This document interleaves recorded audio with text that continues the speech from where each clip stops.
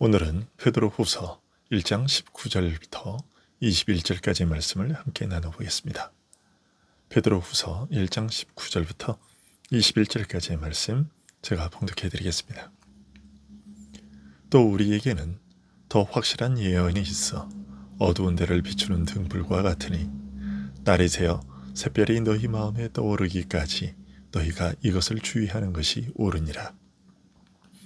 먼저 알 것은 성경의 모든 예언은 사사로이 풀 것이 아니니 예언은 언제든지 사람의 뜻으로 낸 것이 아니요 오직 성령의 감동하심을 받은 사람들이 하나님께 받아 말한 것임이라. 아멘. 사도들을 통하여 교회에 전해진 복음은 사도들이 직접 눈과 귀로 보고 들은 것입니다. 그래서 복음은 역사적 사실임이 분명하고 그 확실함과 진리성도 충분히 보증됩니다. 그럼에도 불구하고 오늘 말씀은 우리에게 더 확실한 예언적 말씀이 있다고 밝히고 있습니다. 역사적 사실로서 확실함을 보증하기 위해서라면 눈과 귀로 직접 보고 듣는 것으로 충분하다고 여겨짐에도 오늘 말씀은 복음의 내용을 직접 경험한 것 외에 다른 증거가 있으며 더 놀라운 것은 이 증거가 눈과 귀로 보고 들은 것보다 더 확실하다고 말하고 있다는 점입니다. 그것은 바로 예언적 말씀입니다. 우리말 성경으로는 19, 20, 21절에 모두 예언이라고 번역되어 있는데 원어를 보면 19절의 예언은 20절과 21절의 예언과는 달리 정확하게는 예언적 말씀이라고 되어 있습니다. 그것은 아마도 무언가를 특별히 강조하기 위해서라고 여겨집니다. 보통 예언이라고 하면 미래의 일을 알리는 것으로 이해를 하는데요.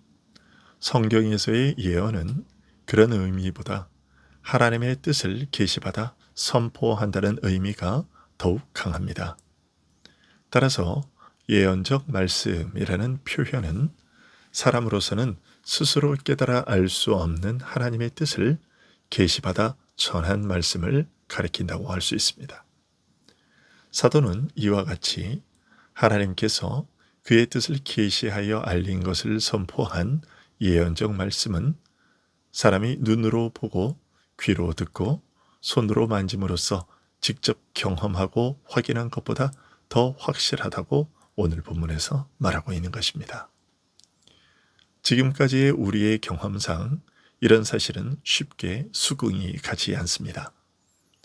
직접 눈으로 보고 귀로 듣고 손으로 만진 것보다 더 확실함을 증명할 수 있는 것이 있을 수 없다는 것이 우리들의 일반적인 생각이고 경험이기 때문이지요.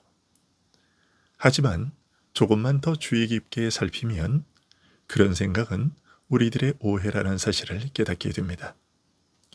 사람들이 무관심하게 넘겨버리고 말아서 그렇지 실제로는 수많은 종류의 착시가 존재합니다. 예를 들면 제주도의 유명한 도깨비 도로 같은 것을 얘기할 수 있겠습니다.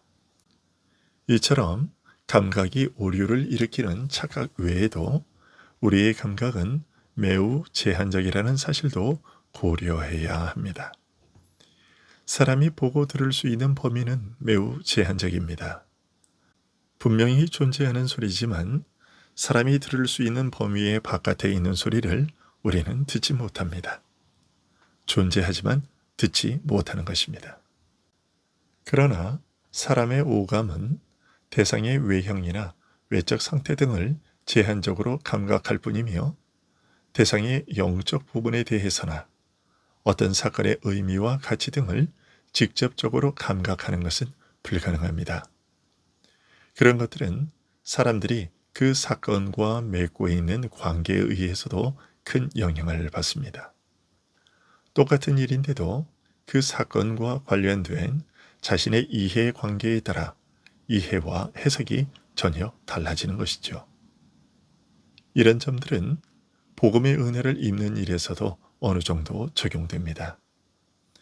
예수님께서 행하시는 일과 전하는 복음을 직접 보고 듣고서도 깨닫지 못한 사람들이 대부분이었습니다. 심지어 오병이어의 이적을 직접 경험한 사람들도 먹고 배부른 까닭에 예수님을 쫓았을 뿐 그 일에 담긴 깊고 참된 뜻을 깨닫지는 못했습니다. 여러 해 동안 예수님께서 행하시는 일을 바로 곁에서 지켜보고 그의 가르침을 직접 들은 제자들도 그 일과 가르침의 참뜻을 이해하지 못했습니다. 심지어 주는 그리스도시요 살아계신 하나님의 아들이시라고 믿음을 고백하던 그 순간에도 십자가의 죽음에 담긴 깊은 뜻을 밝히시는 말씀을 듣고서 깨닫지 못했으며 그 이후에도 마찬가지였습니다.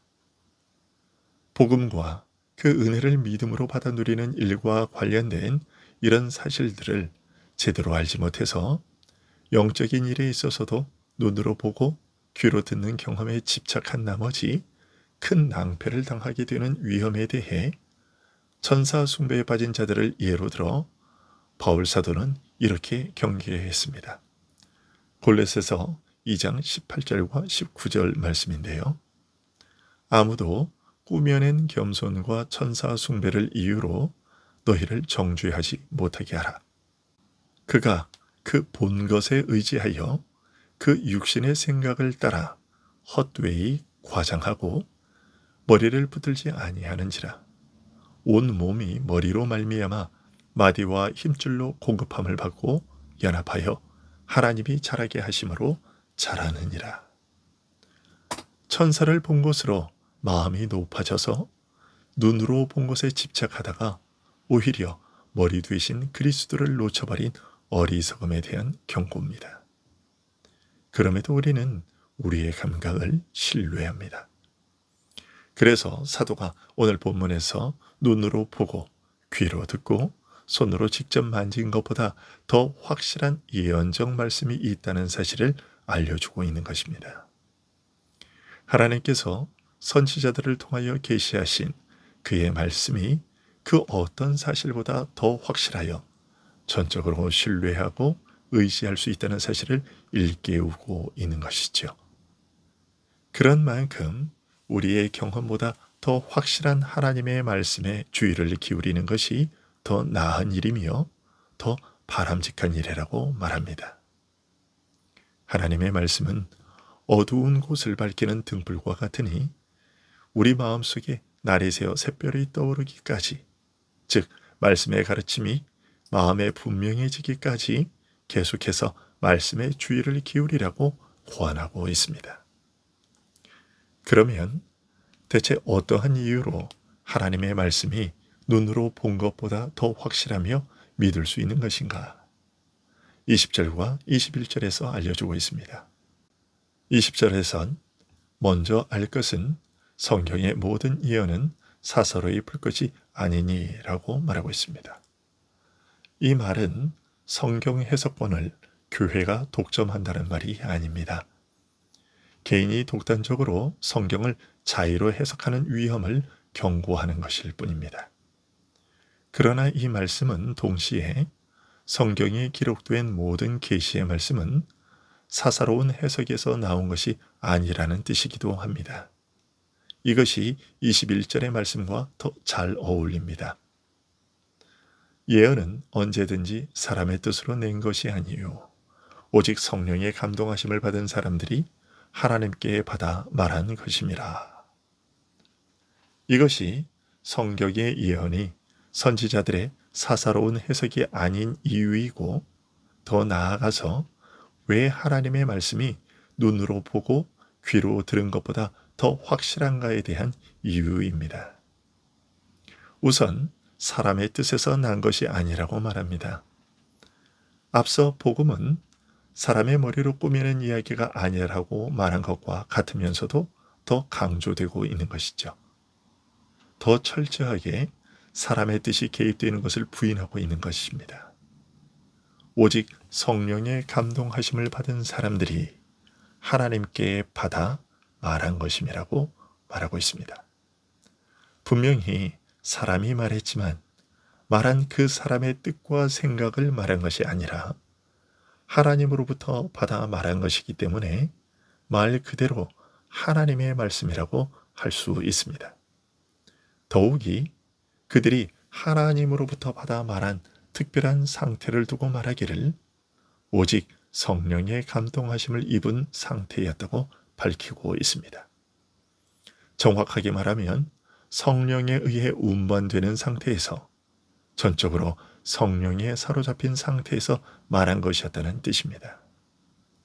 그래서 부패한 인간으로서 불가피한 죄의 오염, 즉 모든 인간적인 실수와 잘못에서 자유로웠다는 뜻입니다. 이런 이유로 하나님의 말씀은 눈으로 보고 귀로 들은 것보다 더 확실하고 믿을 수 있는 것이죠. 그런데 요즘은 저자의 관심과 모든 것이 깊이 개입된 해석이 담겼다고 말하는 이론이 유행이고 대세입니다. 물론 성경이 이런 면을 완전히 배제하는 것은 아닙니다. 경우에 따라서는 성경 자체가 자세히 성경을 기록하게 된 전후 사정과 경위를 말하고 있기도 합니다. 하지만 근본적인 성격을 두고 말한다면 성경은 사람의 뜻에서 난 것이 아닙니다. 비록 사람이 말하고 사람이 기록했지만 하나님으로부터 받아 말한 하나님의 말씀이지 사람의 영리한 머리를 사용하여 깊은 사색과 연구를 통해 깨달은 것을 전한 것이 아닌 것입니다. 온전히 성령에 붙들린 채 말한 내용이라고 사도는 오늘 본문에서 밝히고 있습니다.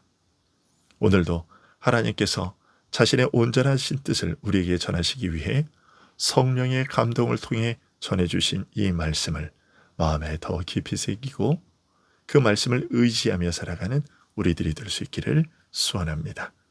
기도하겠습니다.